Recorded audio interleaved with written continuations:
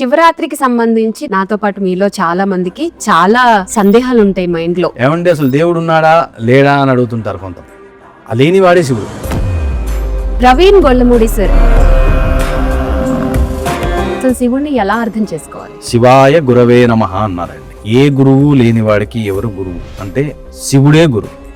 చాలా మంది ఏమిటంటే ఆయన శ్మశాన దేవుడు అండి, ఆయన అసలు పూజించుకోకూడదు, ఇంట్లో అసలే పూజించకూడదు, స్వామివారి పైన కూడా రూమర్స్ అంటారు చూడండి. అమ్మవారిని పూజిస్తే శివుడిని పూజించినట్టేనా? అర్ధనారీశ్వరంలో ఉన్నటువంటి అద్భుతమైనటువంటి కాన్సెప్ట్ అది మనకి ఇంకెక్కడ దొరకదు. ఇంట్లో శివలింగం పెట్టుకుంటారు చాలా మంది. అసలు ఇంట్లో ఏ సైజులో ఉన్నది పెట్టుకోవచ్చు? సాధ్యమైనంత.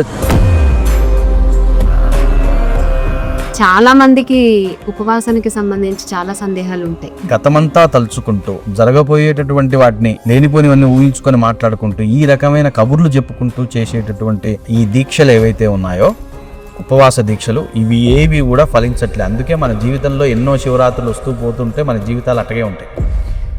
అసలు జాగరణ ఎలా చేయాలి, ఏం చేయాలి, ఏ సమయం నుంచి ఏ సమయం వరకు చేయాలి? చిన్నప్పటి నుంచి చూస్తున్నా ఈ జాగరణ ఏ విధంగా చేస్తారంటే కూర్చొని సినిమాలు చూస్తారు పొద్దున దాకా.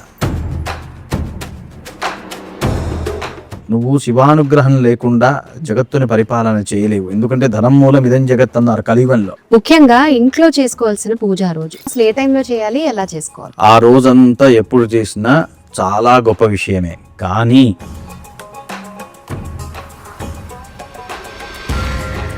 సర్వే జనా సుఖినో భవంతు అంటారు చూడండి, అది చేసేటటువంటి వాడు శివుడే. ఆది తేజమగు ఐక్యలింగం, పురాణ ప్రథమగు పవిత్రలింగం శివ.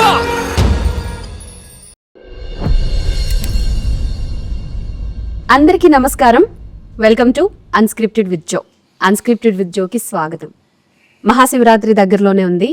శివరాత్రికి సంబంధించి నాతో పాటు మీలో చాలా మందికి చాలా సందేహాలు ఉంటాయి మైండ్ లో.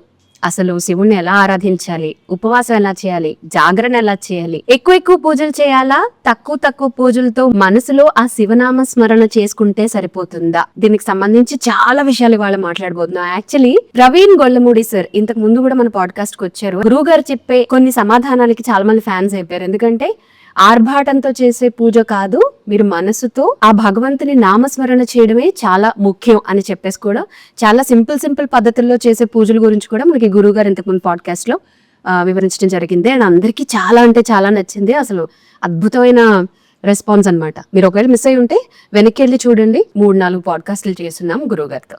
సరే, మరి అయితే ఇవాళ శివరాత్రి గురించి చాలా అంటే చాలా సందేహాలు మీ తరఫున నేను అడగబోతున్నాను. సో ఈ పాడ్కాస్ట్ చివరి వరకు చూడండి. ఓకే, నమస్తే గురువు గారు. నమస్కారం అమ్మా. ఎలా ఉన్నారు? శివాయ గురువే నమః. శివుడి యొక్క ఆశీస్సులతో అందరం హాయిగా సుఖంగా ఉన్నాం. నిజంగా మీతో మాట్లాడిన తర్వాత, మీతో పాడ్కాస్ట్లు చేసిన తర్వాత ఆ ఇంపాక్ట్ మాత్రం నా మీద చాలా ఉంది. నాతో పాటు చాలా మంది చూసిన వాళ్ళ మీద కూడా ఉంది. మీరు కొన్ని మంత్రాలు రెగ్యులర్ గా మనం సింపుల్ గా ఎంత చక్కగా పూజ చేసుకోవచ్చు, భగవంతుని ఎలా ఇంప్రెస్ చేయొచ్చు, ఇలాంటి కొన్ని చెప్పారు కదా. So first of all thank you sir. చాలా చక్కగా వివరించారు మీరు ఇంతకు ముందు పాడ్కాస్ట్ లో. సో ఇప్పుడు శివరాత్రికి సంబంధించి రెగ్యులర్ గా ప్రతి ఒక్కరికి చాలా సందేహాలు ఉంటాయి. అసలు ముందైతే చెప్పండి సార్, శివతత్వం గురించి చెప్పండి. అసలు శివుణ్ణి ఎలా అర్థం చేసుకోవాలి? భక్తులందరికీ ముందుగా శివరాత్రి శుభాకాంక్షలు. శివాయ గురవే నమః అన్నారండి. ఏ గురువు లేనివాడికి ఎవరు గురువు అంటే శివుడే గురువు. దాన్ని చెప్పడం కోసం శివాయ గురవే నమః అని అన్నారు. ఇంకో మాట ఏం చెప్పింది వేదం అంటే, ఈశాన సర్వ విద్యానాం ఈశ్వర సర్వభూతానాం బ్రహ్మాధిపతిర్బ్రహ్మణోధిపతిర్బ్రహ్మ శివో మే అస్తు సదాశివో. ఈశాన సర్వ విద్యానాం, సర్వ విద్యలకి కూడా ఒకడు అధిపతి ఉన్నాడు, వాడు ఈశ్వరుడు అని చెప్పాడు. అన్ని భూతములలోకెల్లా ప్రాణానికి ఆధారభైతమైనటువంటి వాడు ఉన్నాడు, వాడు శివుడు అని చెప్పాడు. కాబట్టి అన్ని తత్వముల యందు ఉన్న తత్వము శివతత్వం. ఇంకోటి అంటారు, ఏమంటే అసలు దేవుడు ఉన్నాడా లేడా అని అడుగుతుంటారు కొంతమంది. ఆ లేనివాడే శివుడు. చెప్పింది శాస్త్రం, చెప్పింది నువ్వు ఏదైతే లేదు అనుకుంటున్నావో, దేన్ని లేదనుకుంటున్నావో అది శివుడు. ఉన్నదనుకుంటున్న వాడికి మనం చెప్పేది ఏముంది, ఉన్నదని నమ్ముతున్నాడుగా వాడు. కాబట్టి శివుడు అనేటటువంటి వాడు ఇక్కడున్నాడు అక్కడున్నాడు అనేటటువంటి సర్వవ్యాపి అయినటువంటి తత్వమే శివతత్వము. అయితే శివతత్వములో శక్తితత్వము దాగుంది. అది మీకు ఇంకెక్కడ దొరకదు. శివశక్తి స్వరూపస్య ఇది శివ అంటే శివుడు శక్తి స్వరూపంగా భాసిల్లుతూ, అందుకే మనకు అర్ధనారీశ్వర స్తోత్రంలో ఏముంటుంది, ఇద్దరు అక్కడ ఉండేటటువంటిది అమ్మవారిని అయ్యవారిని కానీ ఒకే రూపంలో చూపిస్తారు. కాబట్టి శక్తి స్వరూపుడు శివుడే, శివస్వరూపము కూడా శివుడే. ఈ రెండిట్లో కూడా అమ్మవారు కూడా ఆయనలోనే ఉంది అనేటటువంటి తత్వాన్ని శివతత్వంగా అర్థం చేసుకోవాలి. ఇంకోటి, శివుడు రుద్ర అని అంటారు. అంటే భయాన్ని పోగొట్టేవాడు, రోగాన్ని పోగొట్టేవాడు, మృత్యువును పోగొట్టేవాడు అని అర్థం రుద్ర అని అంటారు. ఇంకోటి శంకర అంటారు. శుభాలనిచ్చేవాడు శంకరుడు. చాలామంది ఏమిటంటే ఆయన శ్మశాన దేవుడు అండి, ఆయన అసలు పూజించుకోకూడదు, ఇంట్లో అసలే పూజించకూడదు, శంకర అంటే శ్మశాన దేవుడని కాదండి, శుభము చేయువాడు శుభకరుడు శంకరుడు. కాబట్టి కొన్ని ఏవైతే స్వామివారి పైన కూడా రూమర్స్ అంటారు చూడండి, అట్లా స్వామివారిని కొన్ని వర్గాల వాళ్ళు పూజించడానికి కూడా భయపడుతుంటారు. ఆ రకమైనటువంటి పరిస్థితి ఏదీ లేదు. సర్వ శుభాలు చేయువాడు శంకరుడు, సర్వ దుఃఖమును హరింపజేయువాడు శంకరుడు, ప్రమాదాలని దూరం చేసేటటువంటి వాడు శంకరుడు, నీ ప్రాణానికి అధిపతి అయినటువంటి వాడు, నీ ప్రాణం నించుంటుంది. మీకు తెలుసా, ఐసీయూలో ఉన్నవాడు మనవాడు వెంటనే అసలు ఏం చేయాలి, ఏమి చేస్తే ఐసీయూలో ఉన్నవాడు బయటికి వస్తాడు అంటే ఎవరైనా చెప్పేటటువంటిది వెంటనే రుద్రాభిషేకం చేసుకోండి, శివాభిషేకం చేసుకోండి. ప్రాణం పోస్తాడు, పోతున్న ప్రాణాన్ని లేపి నించోబెట్టి మళ్ళీ జీవుల్లోకి ప్రవేశపెట్టేటటువంటి వాడు శివుడు. మార్కండేయుడికి అయిపోయిందిరా అని చెప్పాడు తండ్రి, నీ ఆయుష్ అయిపోయిందిరా, 100 సంవత్సరాల అవివేకి కావాలా, అల్పాయుష్యుడైనటువంటి గుణవంతుడు కావాలా అని నన్ను వరమడిగితే నాకు గుణవంతుడే కావాలని అన్నానురా, షోడశ వర్షాన్ని 16 సంవత్సరాలు నిండిపోయినా ఇంక నువ్వు వెళ్ళిపోతావురా అని దుఃఖిస్తున్నాడు మార్కండేయుడు తండ్రి. శివుడుండగా మరణం ఎక్కడుంటుంది నాన్న అని శివలింగాన్ని చుట్టూ కూర్చున్నాడు మార్కండేయుడు. యముడు వచ్చి చూసి వెళ్ళిపోయినాడు ఏమీ చేయలేక. కాబట్టి యమబాధ సైతం తప్పించేటటువంటి వాడు శివుడు. కాబట్టి లోకాలు ఈరోజు చల్లగా ఉన్నాయి, ప్రళయం లేకుండా ఉన్నది. చాలామంది అండి ఆయన ప్రళయకారకుడు అండి, ఆయన మొత్తం డెస్ట్రాయర్, ఆయన జీఓడిలో డి అంటే శివుడు డిస్ట్రక్షన్ అని అంటారు. కానీ ఆ రోజు సముద్ర మదనంలో విషం వస్తే మరి వీరంతా ఎక్కడికి పోయినారండి, వారే మింగొచ్చుగా, శివుడు ఎందుకు?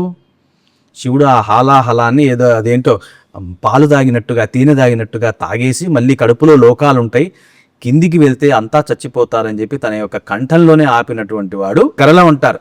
స్వామివారు ఆపేశారు. ఎందుకు? డిస్ట్రక్షన్ కాకుండా ఉండటం కోసం.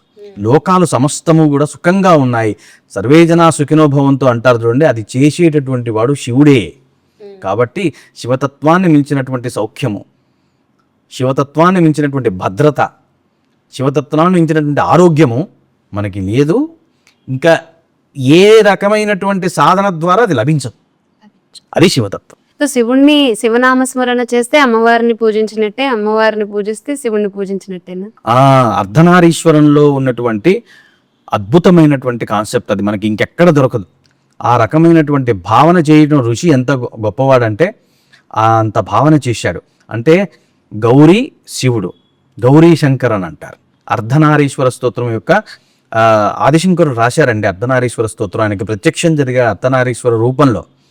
అందుకే భార్యాభర్తల మధ్య కాన్ఫ్లిక్ట్స్ వస్తే అర్ధనారీశ్వర స్తోత్రం చదవమంటారు. ఎందుకో తెలుసా, అక్కడ వాళ్ళిద్దరూ వ్యక్తిత్వాలు వేరు, వ్యక్తులు వేరు, కానీ ఒకటే రూపంలో కనబడుతున్నారు. దానికి అర్ధనారీశ్వర స్తోత్రం అని పేరు. కాబట్టి ప్రతి మనిషికి ఒకే చోట పెళ్లి చేసి ఒకే చోట ఉంచినంత మాత్రం చేత వారి భావాలు కలవవు కదా, అదే అర్ధనారీశ్వర స్తోత్రం. కానీ కలిసేట్టుగా చేసేటటువంటి వాడు గౌరీ శంకరుడు.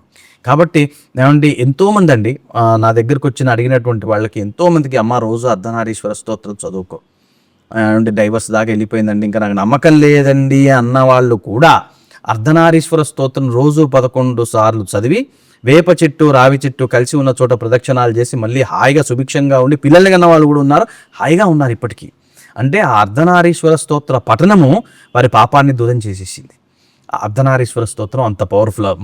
చిన్నప్పటి నుంచి ఆడపిల్లలకు అలవాటు చేయాలి అర్ధనారీశ్వర స్తోత్రం చదువుకోవడం. ఇంతే ఉంటుంది, అది పెద్ద కష్టమైనటువంటిది కాదు. కానీ దీనంతా కూడా జనబాహ్యంలోకి పట్టుకెళ్ళగలగాలి.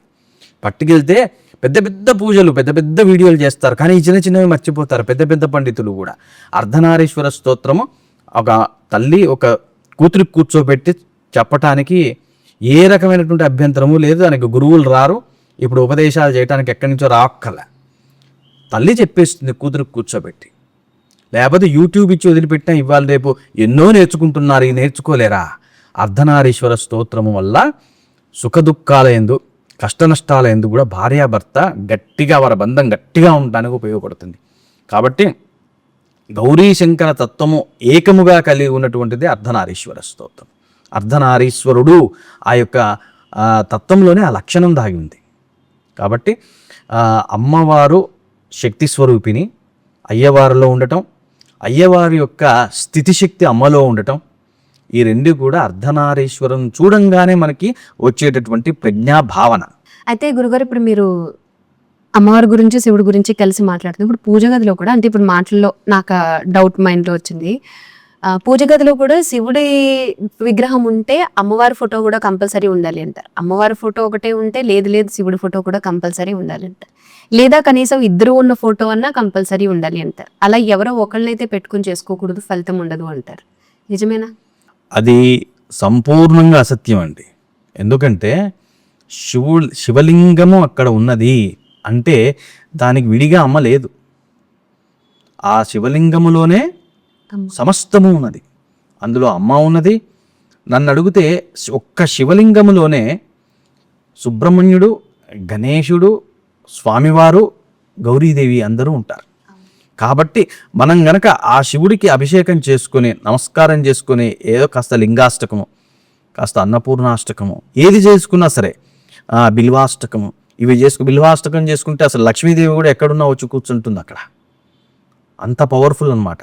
ఇవి చేసుకుంటే సరిపోతుంది. అందులో అన్ని రకాలైనటువంటి శక్తులు ఒక్క శివలింగంలోనే ఉన్నాయి. శివలింగానికి అభిషేకం చేస్తాం.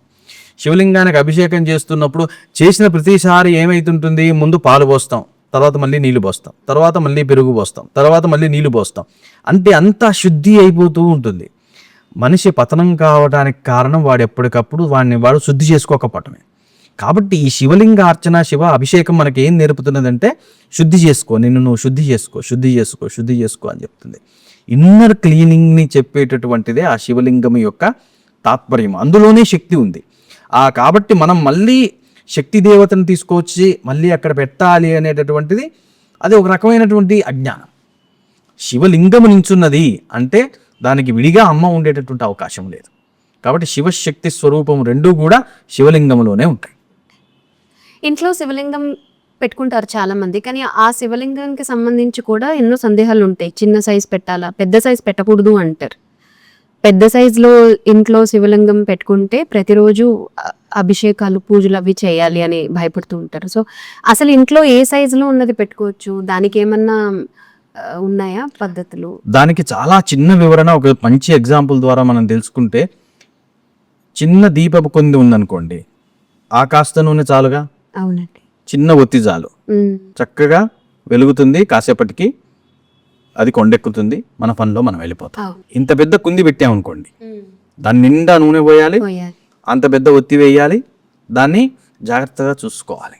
ఎందుకంటే అది ఒలికిన ప్రమాదమే, ఆ అగ్ని పెద్దది కాబట్టి పూజా గదిలో ఎక్కడ అంటుకున్నా ప్రమాదమే. అంటే జాగ్రత్త పెరిగిందా లేదా? Same concept.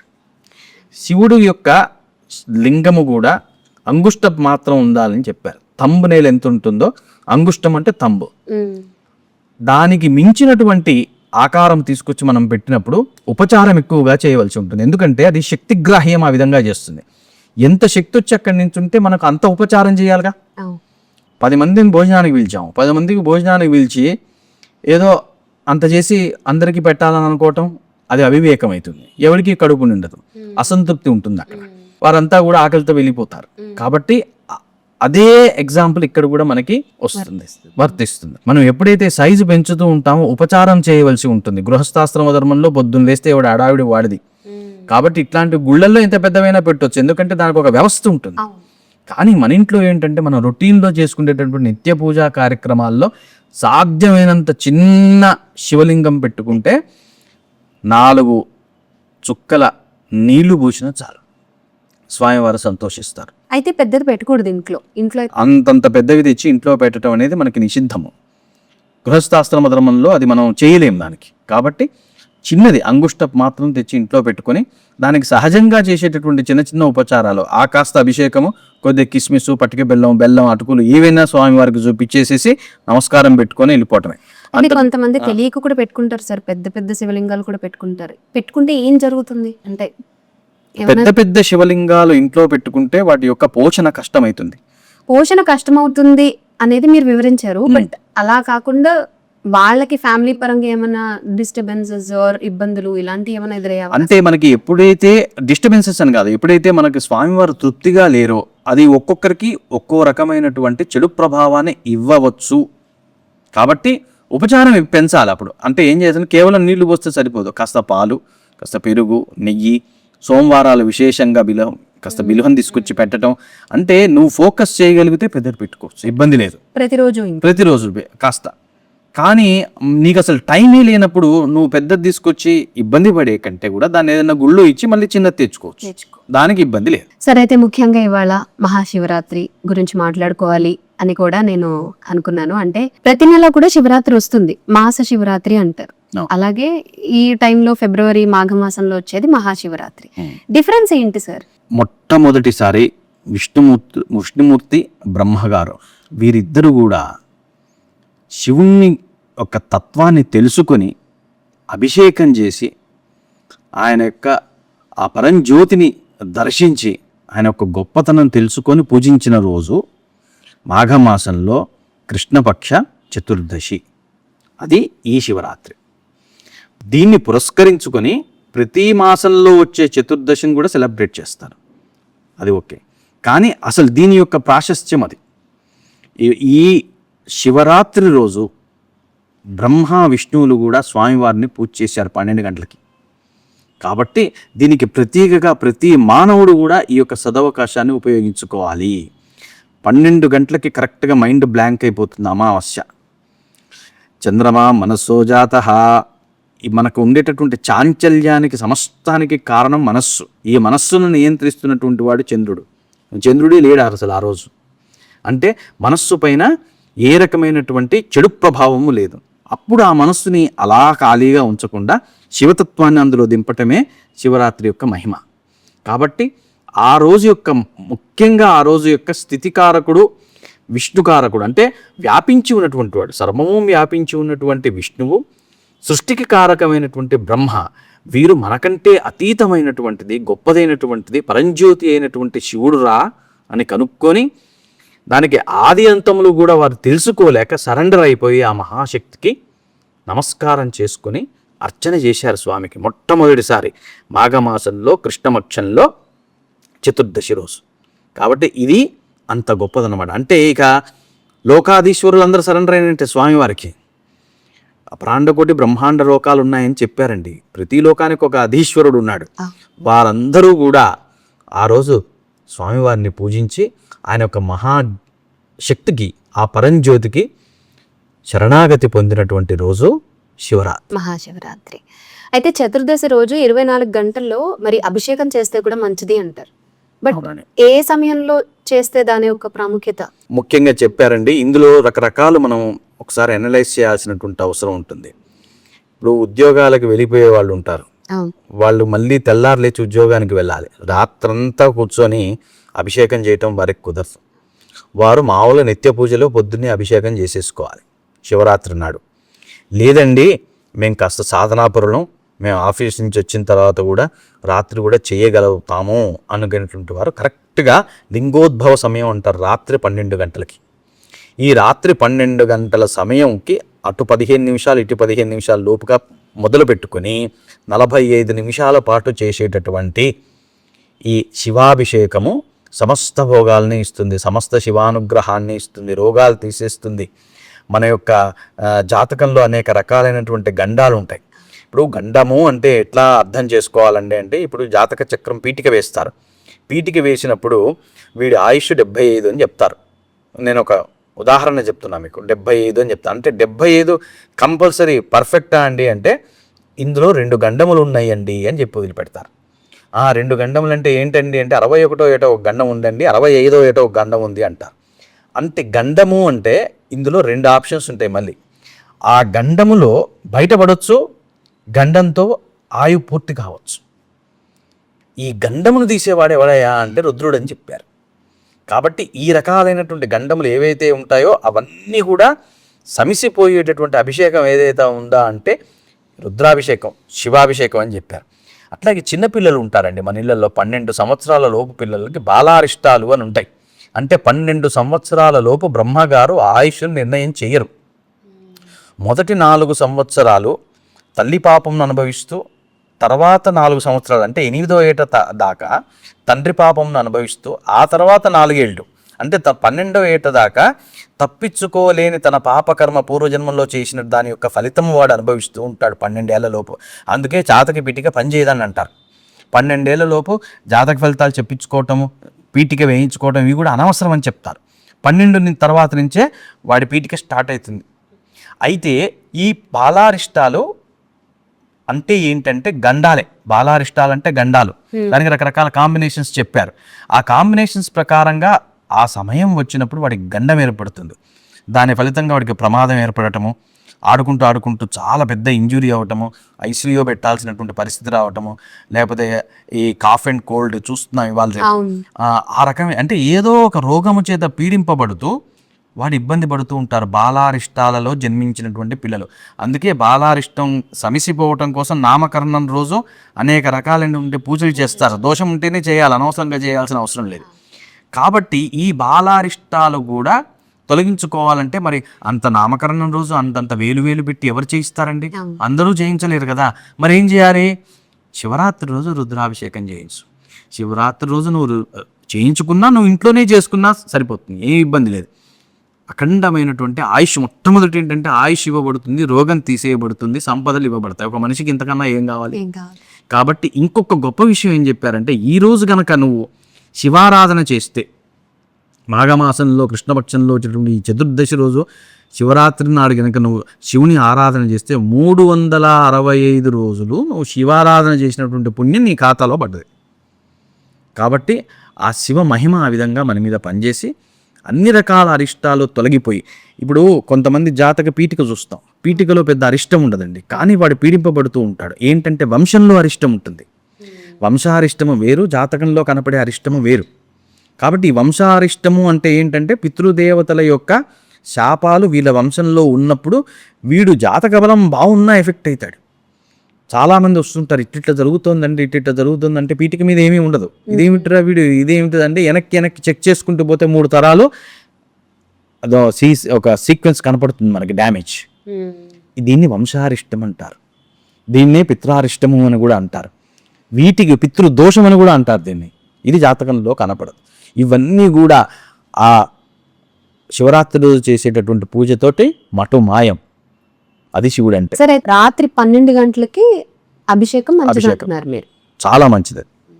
ఆ విధంగా చేసుకుంటే పంచామృతంతో చేసుకునే వాళ్ళు ఉంటారు, రకరకాల పండ్ల రసాలతోటి చేసుకునేటటువంటి వాళ్ళు ఉంటారు. దీంట్లో కూడా ముఖ్యంగా మనం ఆలోచించాల్సింది ఏంటంటేనండి, అభిషేకంలో శివాభిషేకం గురించి చెప్తున్నాను నేను. పాలు అంటే ఇంకో పాలు కాదండి. మనం పూజల్లో ఎప్పుడైనా పాలు అంటే గోక్షీరమే, ఓకే, ఆవు పాలు, ఆవు పెరుగు, ఆవు నెయ్యి, చక్కెర, తేనె, ఇవి వాడుతూ మనం చాలా సింపుల్గా శివాభిషేకం చేసుకోవాలి. చాలా రకాల పండ్లు తీసుకొచ్చి వాటిని ఆడవాళ్ళకు ఉపజెప్తారు. ఇక 15 రకాల పండ్లు తెస్తారు, ఆమె మొహాను కొడతారు, వీరంతా శివలింగం చుట్టూ కూర్చుంటారు. ఇక ఆమె గ్రైండర్లో పెట్టుకొని తిప్పుతూ ఉంటుంది. అయిపోయాయి శివాభిషేకం. ఆమె దొరికే పుణ్యం లేదు, ఆమె ఇదే సరిపోయింది ఇక ఆమెకి. కొంతమంది ఏం చేస్తారంటే రోడ్డు మీదకి పోయి, ఫ్రూట్ షాపుకు పోయి అన్నీ మిక్సీలు పట్టుకొస్తారు. అట్లాంటివి పనికిరావు. మనం చేసుకునేటట్టయితే 1 లేదా 2 సింపుల్గా ఇంట్లోనే చేసుకోవటం అనేటటువంటి చెప్పదగ్గ సూచన. అంతేగాని 10-15 రకాలు చేయటం వల్ల ఈ పంచామృతాల్లోనే నేను చెప్పినటువంటి ఈ 5 వీటిల్లోనే సమస్త రకాలైనటువంటి సౌఖ్యాలు ఉంటాయండి. మళ్ళీ వేరే తెచ్చి బద్దం చేసుకుని ఆ రోజును కూడా, ఎందుకంటే ఆ రోజు అందరూ ఉపవాసమైనాయి. దానికంటే కూడా కేవలం ఈ పంచామృతాలతో చేసుకోవడానికి ఫస్ట్ ప్రిఫరెన్స్ ఇవ్వండి. ఒకవేళ ఇంకా చేసుకోవాలి, ఇంకా ఏదో విశేషంగా చేసుకోవాలంటే కాస్త పసుపు నీళ్లు, స్వర్ణ జలం అంట. అంటే ఏంటంటే ఈ ఉంగరం ఉంటుంది కదా, ఉంగరాన్ని నీళ్ళల్లో వేస్తారు. అది ఏమవుతుంది? స్వర్ణతీర్థం అవుతుంది. దాంతో స్వామివారికి చేస్తారు. చందనాన్ని కాస్త కలిపేసేసి వాటర్లో దాంతో చేస్తారు, కాస్త కుంకుమ కలిపి చేస్తారు. ఇట్లా సింపుల్వి చేసుకోవాలి.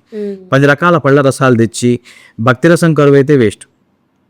నువ్వు ఎన్ని రసాలు తీసుకొచ్చే స్వామి మీద పోయినా నీ మైండ్ భక్తి రసం అనేటటువంటిది ఎప్పుడైతే కొరబడుతుందో ఈ పళ్ళ రసాలకి విలువలేదు. కాబట్టి భక్తితో ఉండండి, ఆ రోజంతా భక్తితో ఉండండి. ఆ భక్తితో ఉండి చేసేటటువంటి ఆ పంచామృతాలతో చేసే ఆ కొద్దిగా అభిషేకం అయినా సరే ఎక్సలెంట్ రిజల్ట్ తీసుకొస్తుంది. సరే, అయితే ఇప్పుడే ఉపవాసం గురించి కూడా మాట్లాడుకున్నాము. ఉపవాసం అసలు ఏ వయసు వారి నుంచి ఏ వయసు వారి వరకు చేయొచ్చు, అసలు ఎలా చేయాలి? చాలా మందికి ఉపవాసానికి సంబంధించి చాలా సందేహాలు ఉంటాయి. అసలు రోజంతా ఏం తినకుండా ఉండాలా, సాయంత్రం తినాలా, పళ్ళు ఎక్కువగా తీసుకుంటారు, కొంతమంది నార్మల్ గా పొద్దున్న తినేసి సాయంత్రం తినరు. చాలా కన్ఫ్యూజన్ ఉంటుంది ఉపవాసం పరంగా కూడా, శివరాత్రి ఉపవాసం పరంగా చెప్పండి సార్. శివరాత్రి ముందు రోజే నిజానికైతే ఒక పూట తిని అక్కడి నుంచి ఇక పాలు పండ్ల మీద ఉండాలమ్మా. శివరాత్రి అంతా ఉంటారు, మళ్ళీ తెల్లవారే భోజనం చేస్తారు జనరల్గా. ఇదేంటి, పుష్టిగా వయసులో ఉన్నటువంటి వాళ్ళు చేసేటటువంటి విధానం. గర్భిణీ స్త్రీలు, మరీ చిన్న పిల్లలు, 5 ఏళ్ళు 6 ఏళ్ళు 7 ఏళ్ళ వాళ్ళు, 9 ఏళ్ళ లోపు పిల్లలు ఉంటారు, వారు, వృద్ధులు, రోజు బాగా కాయకష్టం చేసేటటువంటి వారు, వాళ్ళు ఎవ్వరూ కూడా ఈ రకమైనటువంటి కటిక ఉపవాసము చేయరు. అసలు ఎవరు ఏమీ తినకుండా ఉండటం అనేది ఎవరూ చేయకూడదు. నిజానికి పాలు పళ్ళు తప్పనిసరిగా తీసుకుంటూ మాత్రమే ఉపవాసం చేయాలి. అది మాత్రమే శాస్త్రసమ్మతమైనటువంటిది.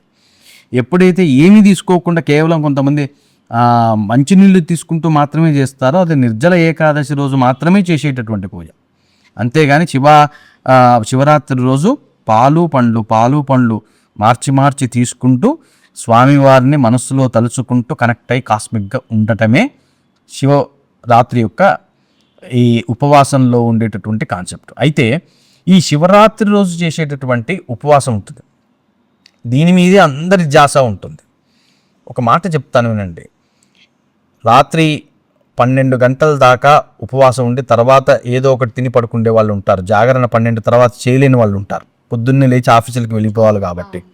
వీళ్ళైనా సరే, లేకపోతే పొద్దున దాకా చేసే వాళ్ళైనా సరే, పిచ్చాపాటి మాట్లాడుకుంటూ గతమంతా తలుచుకుంటూ జరగబోయేటటువంటి వాటిని లేనిపోనివన్నీ ఊహించుకొని మాట్లాడుకుంటూ ఈ రకమైన కబుర్లు చెప్పుకుంటూ చేసేటటువంటి ఈ దీక్షలు ఏవైతే ఉన్నాయో, ఉపవాస దీక్షలు, ఇవి ఏవి కూడా ఫలించట్లే. అందుకే మన జీవితంలో ఎన్నో శివరాత్రులు వస్తూ పోతుంటే మన జీవితాలు అటగే ఉంటాయి.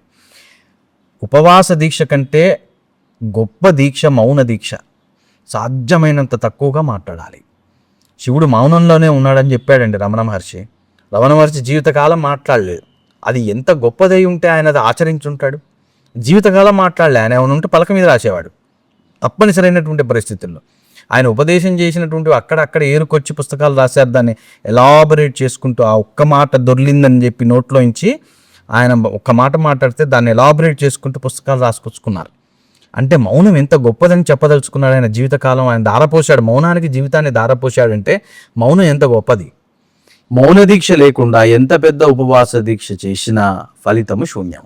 అయితే తక్కువ మాట్లాడాలి, అవసరమైనంత మేరకు మాట్లాడాలి. ఉపవాసం మాత్రం పాలు పళ్ళతో చేయాలి అంతే. అయితే ఇదే మనకి జాగరణకి కూడా వర్తిస్తుందా సార్? అంటే జాగరణ టైంలో కూడా చాలా మంది మెలకుగా ఉండాలి అన్న ఉద్దేశంతో ఎంటర్టైన్మెంట్ వెతుక్కోవడం, సినిమాలు చూడటం, గేమ్స్ ఆడుకోవడం, ఇలాంటివన్నీ చేస్తూ జాగరణ చేసే వాళ్ళు కూడా ఉంటారు. అసలు జాగరణ ఎలా చేయాలి, ఏం చేయాలి, ఏ సమయం నుంచి ఏ సమయం వరకు చేయాలి? ఒకవేళ రాత్రి అంతా చేయడం కుదరకపోతే ఏ సమయం వరకు మెలకుగా ఉంటే సరిపోతుంది? లింగోద్భవ సమయం 12 గంటలకు రాత్రి. లింగోద్భవ సమయం వరకు మేలుకొని తర్వాత నిద్రించవచ్చు చేయలేనటువంటి వాళ్ళు, పొద్దున్నే లేచి ఉద్యోగ వ్యాపారాలకు వెళ్ళిపోయేటటువంటి వాళ్ళు. కొంతమంది చేయదలుచుకున్నటువంటి వాళ్ళు మళ్ళీ సూర్యోదయం దాకా చేయొచ్చు, అది తప్పేం కాదు. చేసేవాళ్ళు చాలామందే ఉంటారు. కానీ ఎట్లా చేస్తున్నాం అనేటటువంటిది చాలా ముఖ్యమైనటువంటిది. ముఖ్యంగా శివనామస్మరణ చేయటము, శివ పురాణం చదువుకుంటూ ఉండటము, శివుడికి సంబంధించినటువంటి స్తోత్రాలు చాలా గొప్ప ఉన్నాయి. లింగాష్టకం ఒకటి, అట్లాగే బిల్వాష్టకం ఒకటి, అదేవిధంగా అర్ధనారీశ్వర స్తోత్రం. ముఖ్యంగా ఈ సంవత్సరం ఇక నాకు వివాహం కావాలండి, నాకు 30 ఏళ్ళు దాటిపోయినాయి అని కామెంట్స్ పెడుతుంటారు చాలామంది. తప్పనిసరిగా వాళ్ళు అర్ధనారీశ్వర స్తోత్రం రాత్రి ఎన్నిసార్లు వీలైతే అన్నిసార్లు. ఏమండి మాకు సంతానం జరగటం లేదు, పెళ్ళై 10 ఏళ్ళు అయిపోయింది, ఇక డాక్టర్లు కూడా చేతులు ఎత్తేసారని కూడా మాకు చెప్తూ ఉంటారు. సంతానం కోసం ప్రయత్నం చేసేటటువంటి వారు, వాళ్ళందరికీ కూడా శివుడు వంశాభివృద్ధినిస్తాడండి. అసలు నీకు ఈ వంశం లేదు, నా తర్వాత ఇక ఆగిపోయిందండి కుటుంబం అంటారు. అట్లాంటి వాళ్ళకు కూడా అద్భుతమైనటువంటి వంశాభివృద్ధి చేసినటువంటి వాడు శివుడు. ఆ రోజంతా కూర్చొని శివపంచాక్షరి స్తోత్రం, ఆదిశంకరాచార్య విరచితమైనటువంటిది శివపంచాక్షరి స్తోత్రం. ఆదిశంకరాచార్య స్తోత్రాలు రాత్రంతా చదువుకుంటుంటే విశేషమైనటువంటి శివానుగ్రహం కలుగుతుందండి. ఆయన ఆస్ట్రాల్ జర్నీ చేసి, అరే నా బాడీని ఇక్కడ పెడుతున్నా చూస్తూ ఉండండి రా అని కైలాసానికి అట్లా నడుచుకుంటూ పోయారు. అంత గొప్పవాడు. అక్కడికి వెళ్ళి శివలింగం తీసుకొచ్చి పీఠాల్లో పెట్టాడండి. కాబట్టి ఆ ఆదిశంకరాచార్య ప్రతిపాదితమైనటువంటివి ఏవైతే ఉన్నాయో, స్వామివారు రాసినవి అర్ధనారీశ్వర స్తోత్రం, శివపంచాక్షరి స్తోత్రం, ఇవన్నీ కూడా ఎన్నిసార్లు వీలైతే అన్నిసార్లు చదువుకుంటూ ఉంటే జీవితంలో ఉన్నటువంటి అనేక రకాలైనటువంటి ఇబ్బందులు మటు మాయమే. అది మాత్రం తప్పకుండా జరుగుతుంది. ఎంతో మందికి చేసి చూసాం. శివరాత్రి రోజు చేసేటటువంటి శివార్చన, బిల్వాష్టకం ఎన్నిసార్లు చదివితే అంత లక్ష్మీప్రదం.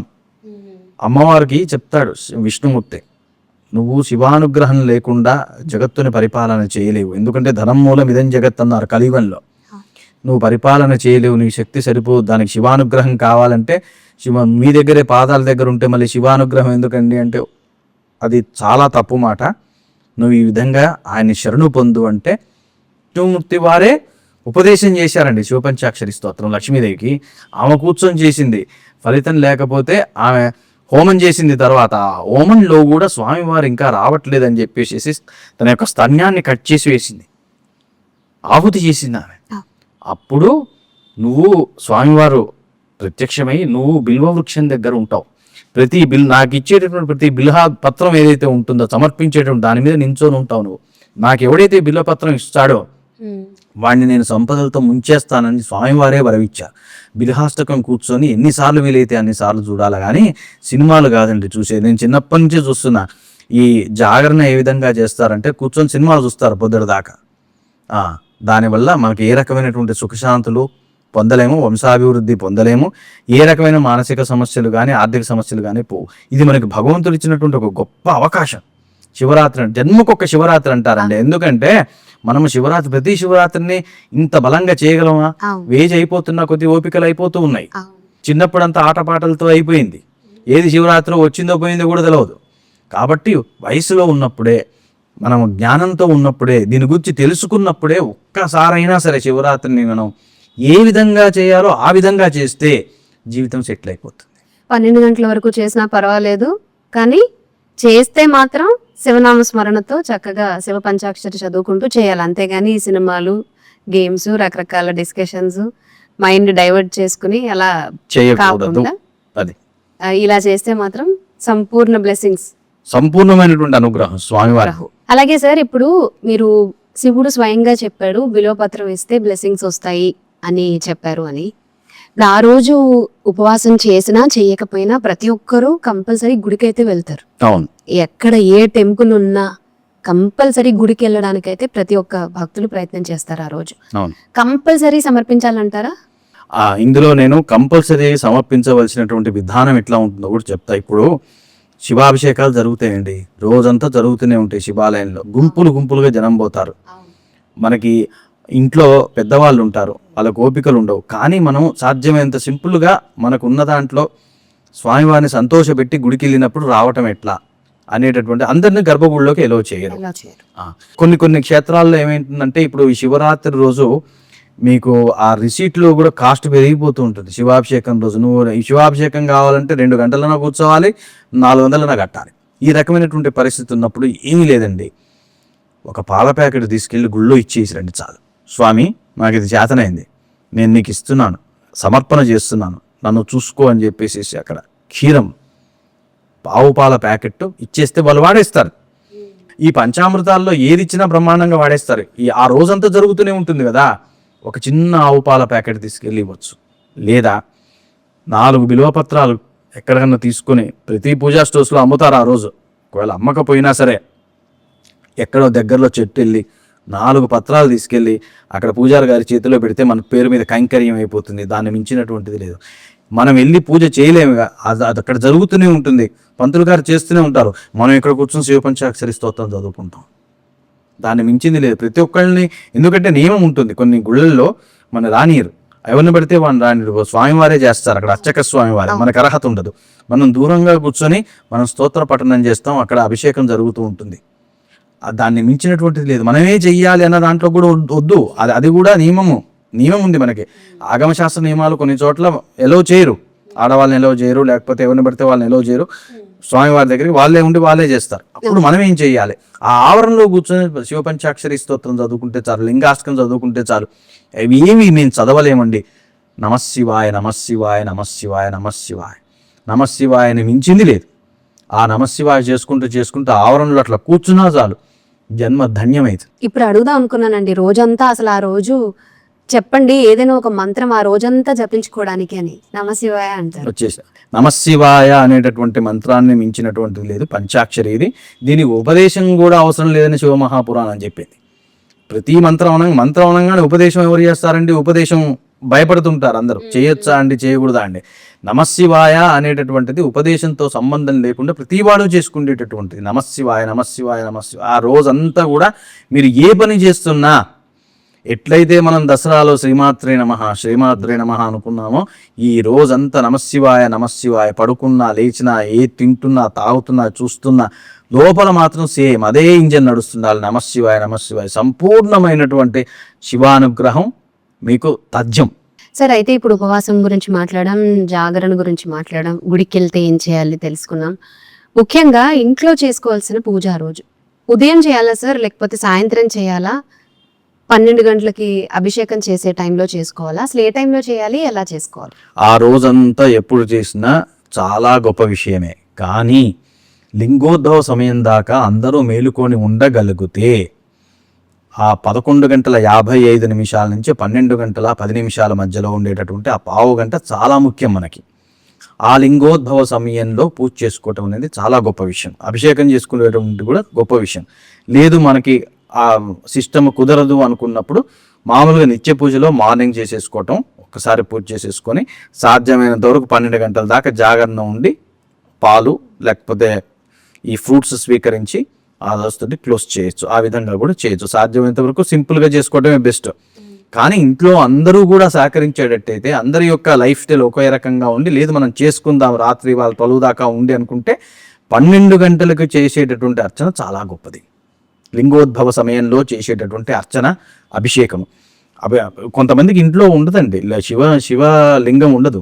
వాళ్ళు ఏం చేస్తారు, శివుడి ఫోటోకి కాస్త పూలు పెట్టుకొని 1-2 మళ్ళీ గంపెడి పూలు తేవద్దండి అనవసరంగా, 2 పూలు పెట్టుకొని అక్కడ కూర్చొని అందరూ కూడా నమశివాయ కాసేపు జపం చేసుకోవటం. ఇంట్లో ఉన్న నలుగురు, లేని వాళ్ళు కాస్త లేదండి మేము కాస్త చదవగలుగుతాం, శివపంచాక్షరి స్తోత్రం, లింగాష్టకం చదువుకోవటం, ఆ రకమైనటువంటివి చేసి పడుకున్న వాళ్ళు పడుకోగా, మిగతా వాళ్ళు మెలకు ఉన్న వాళ్ళు శివమహాపురాణం తీసి చదువుకోవటం, ఆ రకమైనటువంటి భక్తి డెవలప్ చేసుకుంటే అద్భుతమైనటువంటి ఫలితాలు ఉంటాయి.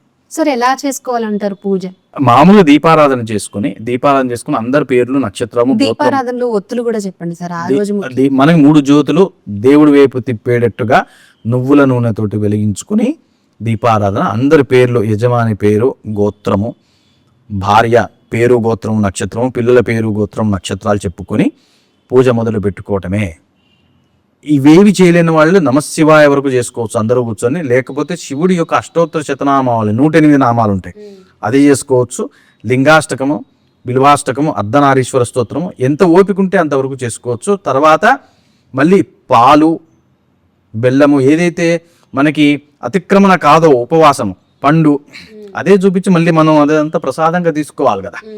ఆ విధానంలో నారీకేలం, మన కొబ్బరికాయ కూడా కొట్టి స్వామివారికి చూపించి అదే మనం తీసుకోవచ్చు, దానికి దోషం లేదు.